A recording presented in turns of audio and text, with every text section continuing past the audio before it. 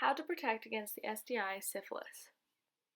There are many debates of where syphilis originated from, but we do know that the first well-recorded case was recorded in the European outbreak in 1495. Some people believe it came from French troops that were infected by the Spanish. Other people have a theory that Christopher Columbus, or members on his crew, brought it back from the Americas 3 years before the outbreak. Many of the stories about syphilis were formed at this time due to the way people treated it, thought about it, and talked. Like anything in history, humans need to find someone to blame, so they started blaming each other, especially the women and indigenous peoples. Okay, now that we roughly know where syphilis came from, what exactly is it? Syphilis is a bacterial infection that is spread through sexual contact. The name of the bacterium is known as Treponema pallidum. It is usually spread by sexual contact, but this is not always the case. The infection is spread by skin-to-skin or mucous membrane contact with sores.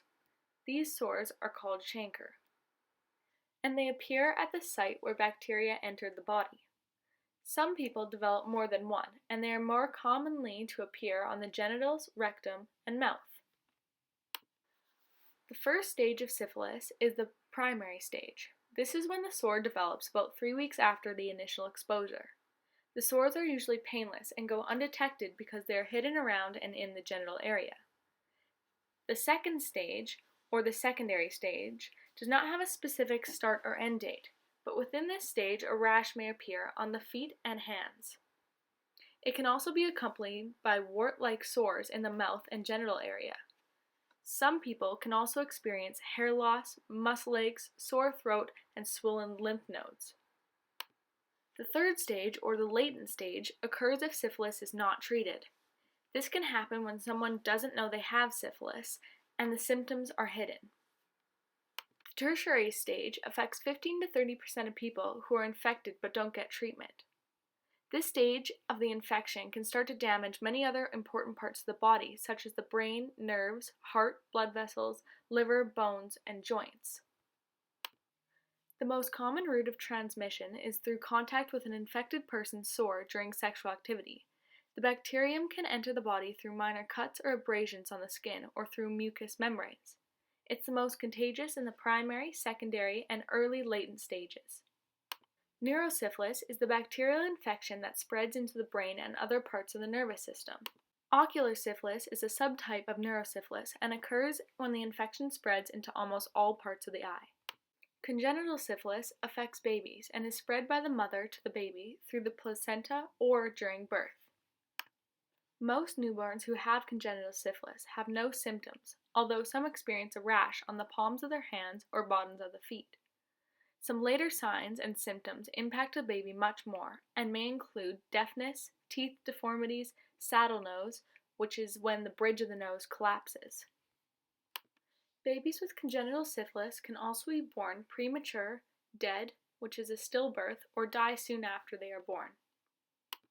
The effects on the reproductive system can increase the risk of getting an HIV and congenital syphilis in pregnant women. It can also lead to sexual dysfunction in men or erectile dysfunction, and the loss of bladder control. What are some preventative measures? The main preventative is abstinence from sex. Monogamous sex is another more common practice. That's when two people in a relationship are both tested negative and consent to only being with one partner.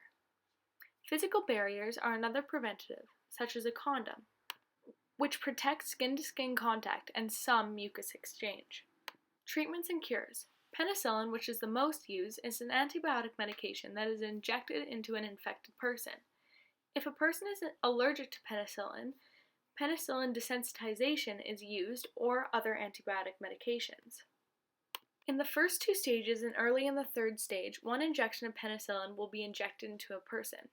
Someone with longer untreated syphilis will need an additional dose. Penicillin can also be injected into the pregnant mother, but when the baby is born, it is recommended to be checked to see if they have syphilis and need antibiotic treatment. Cerebrospinal fluid tests are taken from a lumbar puncture known as a spinal tap. More commonly used is a blood test and will be done to detect antibodies that remain in the body even after years of an infection. There are some misconceptions about syphilis, and it cannot be transmitted through toilet seats, bathtubs, clothing, utensils, or swimming pools, so worrying about contracting the STI in environments like these is just unnecessary. But it is important to understand the severity of different STI and go get tested if you suspect you could be infected. Thanks for watching.